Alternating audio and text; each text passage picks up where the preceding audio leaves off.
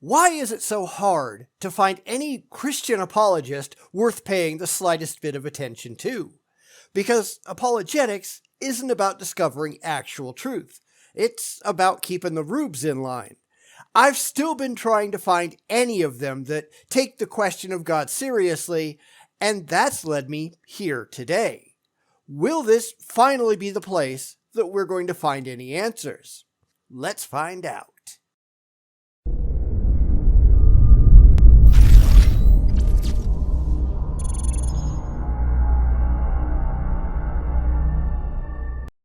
As most of you will know, I've been on a long quest to find any religious source for my questions about belief, and I've come up entirely empty.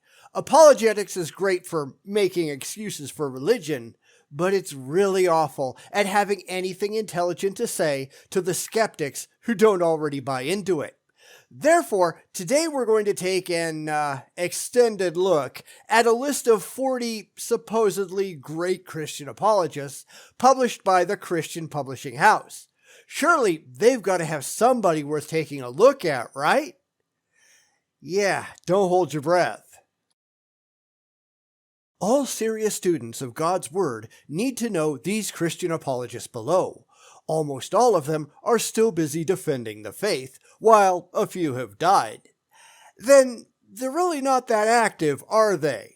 Yeah, standard apologist tripe.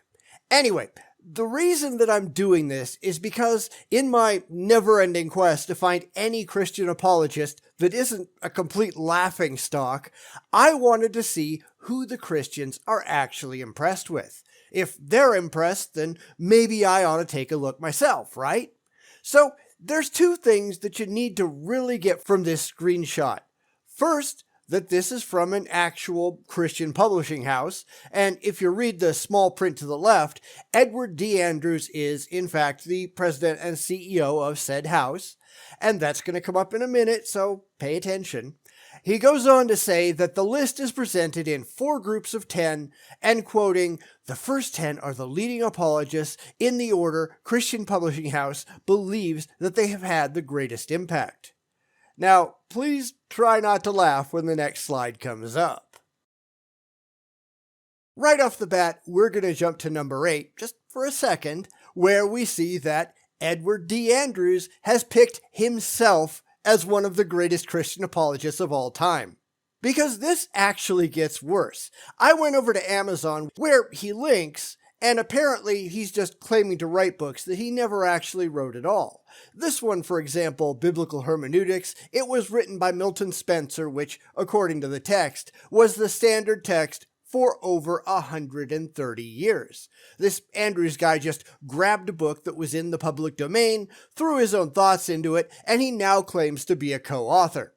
Now, granted, he did apparently write a bunch of books on his own, but this really strikes me like David A.R. White, the guy who created PureFlix, who insists on putting himself as the lead character in all of the movies he produces. It's like pretending he's a good actor. He might think so, but I don't think anybody else is going to agree. Maybe if David A.R. White made the list of greatest actors in history, he could be at the top, but the whole thing is kind of silly. So let's go back to the top of the list. We'll do away with Jesus and Paul because neither of them were ever demonstrably real. I mean, somebody wrote the Pauline epistles, but we have no independent evidence for who that person might have been, so we can't actually say. I wonder if he thinks that these two are still busy defending the faith. So anyway, we're going to jump to number 3 on his first list of top 10. C.S. Lewis. Now, I've taken on C.S. Lewis before, although I don't think I've done a video directly on him. I might have, I don't remember. It's kind of hard to keep track with as many videos as I've done. But C.S. Lewis wrote maybe 9 books on apologetics, depending on whether you take his book on George MacDonald to be an apologetics book, because mostly he's just reprinting things that somebody else wrote, but whatever. We'll call it 8. 8 is fair.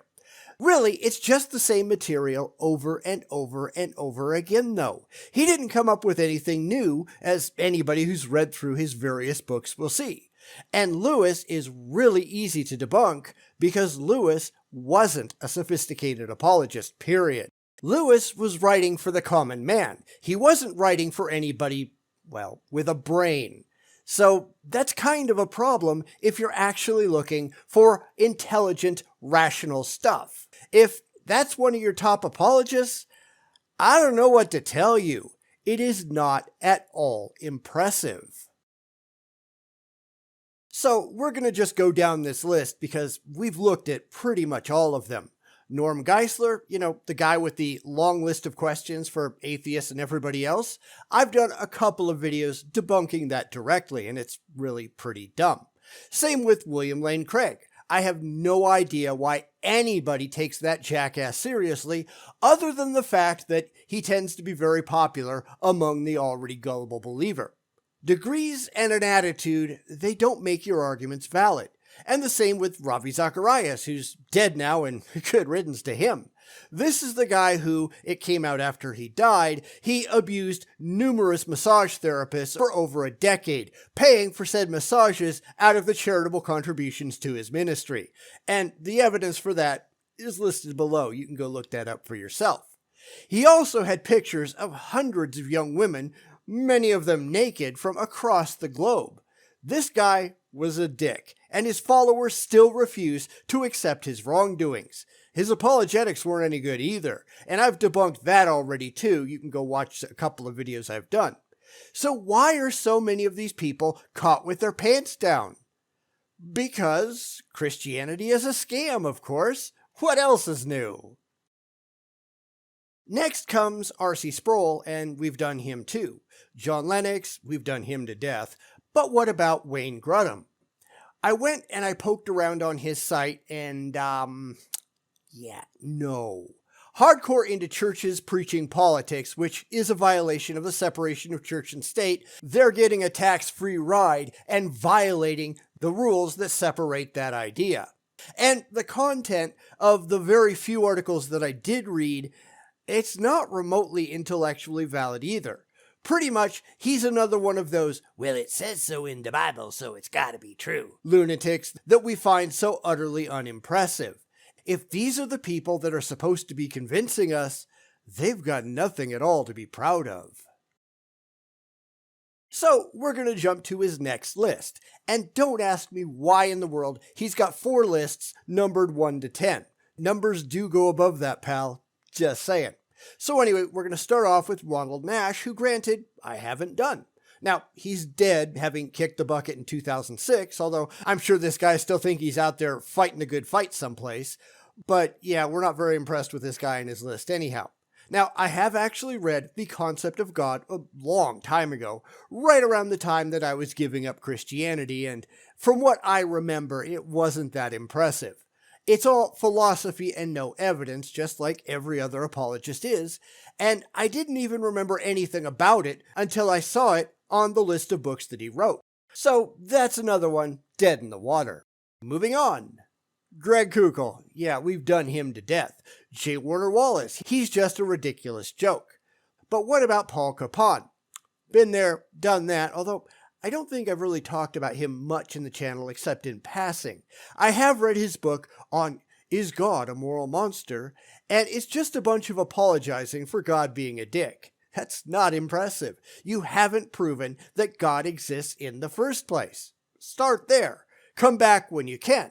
But of course, this is really the problem that we have, because what I'm looking for is somebody who can start at square one, who can actually prove that all of the assumptions made by Christians, or by other theists, we're not going to just limit this to Christians, although this list is all Christians, but anybody who can actually say, okay, here's where we're justified in thinking this God thing exists at all. None of them do that. I wonder why. All right, I've got to admit, I have absolutely no idea who this Daniel Janosik is. The link is just trying to sell you his book, which, let's be honest, that's really all any of this is about. This is all that Andrews guy trying to make money. His book is about answering Islam, and I don't respect Islam any more than I respect Christianity. You just haven't proven your point, and until you do, I'm not interested. I might try to poke into this guy's works if I come across any, but at the moment, he's just not impressing me either. So we're going to move on again to Lee Strobel, and we've done him. F. David Farnell, again, it's just a link to the bookstore so this guy can make a buck. There's a lot of that. I had to go look him up, and he's a former professor at a seminary, not impressive, and now he's a pastor at a church in Arizona and another one in California, also not impressive. So I don't know what to think about him. Granted, I haven't read any of his books, but I looked him up on Amazon, and he seems to be a biblical inerrantist, which immediately proves that he's a nutball. Effectively, his book on biblical inerrancy is just a collection of papers from other apologists, including people that we've already disposed of on this list. And this is where I want to talk about the ridiculous, incestuous nature of Christian apologetics. It's not hard at all to find tons and tons and tons of these people standing around patting each other on the back and waiting for others to do the same back. They're all out there selling each other's books and pushing each other's merch, and that's not impressive to me at all. You know, if I didn't know better, you'd swear this was all about the money. All right, it is all about the money. How silly of me. So that brings us down to Josh McDowell, which is a complete waste of time. I'm not going to go into it here, but there are tons of articles out there and videos, etc., taking apart his stupid evidence that demands a verdict books, and they're easy enough to find if you want to go look at. He's a complete dumbass. His son is better. Not a lot, but he's better. He still has unsupportable, irrational, emotional beliefs, and I'm looking for people who don't have to rely on that, but he's better than Josh McDowell, but that's not a really high bar to pass. Then we get to the whole mess of idiots from Discovery Institute, and Jesus, those are not at all impressive. There's a ton of videos out there taking down Stephen Meyer and the rest of the morons. If you haven't gone and read the transcript from Kitzmiller versus Dover, if you want to just see how badly they fail, go do that. I'll link to the transcripts if you're really curious down below, because it's kind of a hoot. Finally, on this list, we get to J.P. Moreland. If you go and read his website, it's doing pretty much what all the rest of them are doing, trying to push the books of other apologists, and otherwise, it's all blind faith and zero facts. This is what I'm trying to get away from. This is what doesn't impress me. If that's all you've got, then you are not a credible intellect. You don't care about the truth. You don't care about the facts. This is all faith and fifis, and I am ever so tired of that. So that's 2 lists down. Anybody think the third one's going to be better? Yeah, I don't either. So what do we find? Gary Habermas. Yeah, not a chance. He's another one of those idiots with ironclad statements of faith that he has to follow or he loses his job. It is impossible to have a coherent conversation with somebody who can't possibly change their mind or talk beyond the boundaries of their own job descriptions. You can also throw Mike Licona on the list as well, and he's actually on the list because he's got the same problem. Hell, you can probably throw most of these people on that list, the ones that are still kicking anyway, because far too many of these supposed Bible scholars work for religious universities that insist that faith comes before facts. And I'm actually kind of surprised that the link for Don Wilkins doesn't lead to a page that's trying to sell his books. It actually leads to his LinkedIn, which I don't know how useful that is, but there you go. He's got 2 books linked on Amazon, both of them out of print, and both of them just pushing the Bible. Well, how do you know that any of that crap is true? I'm sure there's nothing in there at all, especially since one of them seems to be pushing Bible passages and faith in God for the emotionally unhinged. I am not interested in what you believe. I want to know what you can prove. Your feelings don't matter. If all you have is your fifis, leave me alone. You got nothing. So anyway, moving on. Tim McGrew. Done him, or at least we've talked about him in passing. This links to his blog where he mostly talks about other apologists and whether or not apologetics is valid in the first place. And that's a good question, but not one that anybody is really going to address. He's written a few books on philosophy, but none, at least so far as I can tell, on apologetics. He seems to be more of a popularizer than an actual scholar on the subject. So again, we're moving on. Michael Brown, we've done him too. Not remotely impressed because, like all the rest, he starts with faith and he never looks back. I don't know if anybody might want me to do more of his stupid Ask Dr. Brown videos or not. I will. I've done them in the past, but let me know in the comments if you do, because I wasn't really impressed by that either, but hey, I'm flexible.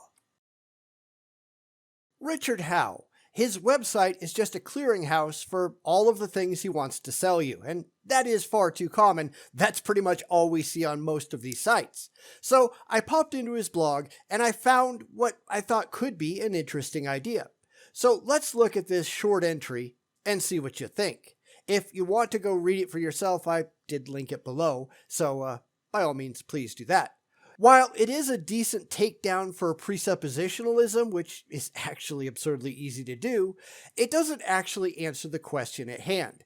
It just makes some bald assertions about what he wants to believe, and it doesn't actually back any of them up. That's the problem. That's always the problem. So if anybody wants me to do a blog entry on this or a video, let me know in the comments. I'd be perfectly happy to do so. And now we come to Mike Licona. We've already done him. We've addressed that. So we're going to keep going on to Tim Keller, who we've also talked about in passing. It's another pastor, and I never find that very impressive. These are people who make their living standing up in front of a bunch of gullible people telling lies. They might not think they're lies, but yeah, they are. But anyway, I've read a couple of his books, and none of them are really worthwhile in my opinion. It's all about having a proper understanding of the Bible, without ever explaining how he knows the Bible is true in the first place. And once again, this is all just faith over facts. No thanks. We go on to Alistair McGrath, who is really a C.S. Lewis fanboy, if I had to put it some way. I've read at least one of his books, maybe more, I don't know. They kind of all run together after a while. And it doesn't really go anywhere interesting as far as I'm concerned, just like most of these other authors. He does have a number of videos introducing his book on science and religion, but they all start with the assumption that there is a God and never any evidence that there actually is.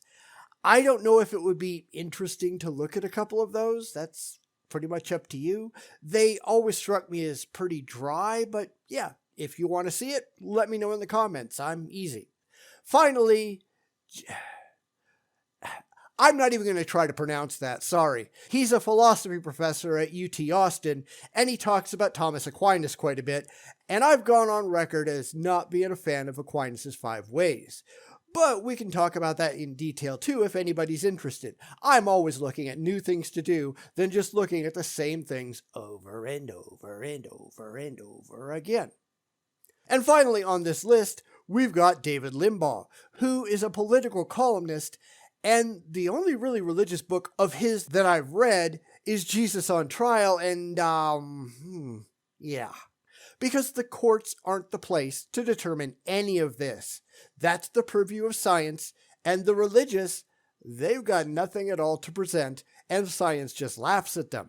So this is another list down. One more to go. Do you think this is going to get any better? So now we come to the very last list, and so far we haven't found anything that's really impressive at all. It's almost all preachers and con men looking to make a buck off the back of the religiously gullible. Is this going to get any better? I wouldn't be holding my breath. First on the last list is David K. Clark, who wrote a book on dialogical apologetics, which, although I've never personally read it, I actually had a theist back in the day try to use it against me, and it didn't go well for them. The problem with all of these books, with all apologetics and evangelism as a whole, is the assumption that everyone is willing to start with faith, and that's just not true. I don't do faith. I don't do faith in anything, and I'm not going to allow faith at the table. Because I'm a strong epistemist, that is, someone who rejects faith as a credible means to come to any kind of demonstrable knowledge. And it's why I constantly ask the religious how they know the things that they claim to know. How do you know that? And how have you objectively tested it to see if it stands up to any kind of objective critical scrutiny? And the religious, they have no answers to that at all. Your beliefs don't matter. The things that you want to be true, that's irrelevant. The only thing that works is the evidence that you can bring to the table, and they don't have any. So no, likely not a worthwhile apologist to chase down. I could be wrong. I'm perfectly willing to admit that. But from what I've seen, yeah, I don't think so. Hugh Ross. Now, I actually have some respect for Hugh Ross, mostly because back in the John Pelosa creationist court case in 1994, he was a regular on Christian radio stations explaining why young earth creationism is so absurdly dumb. And that doesn't mean that I agree with him on his theology. I just appreciate that he actually had the balls to say any of that stuff, typically on radio stations where they were all young earth creationists. Now, I don't think he's doing a whole lot these days, but he is showing up on a podcast now and then talking about his glory days. Of everybody on the list so far, at least he was a credible scientist once upon a time before he went religiously bonkers. John Frame and Vern Poitras, since they work together a lot of the time, I'm going to stick them together there. I've read one or two books, including the first edition of Apologetics, which runs into the same problems as most of these other people do. It assumes up front that Christianity is true because the book isn't made for the skeptics. It's made for those that already believe. It's being written to appeal to people who already agree with anything the book's going to say. And that's kind of stupid. Sorry, it just is.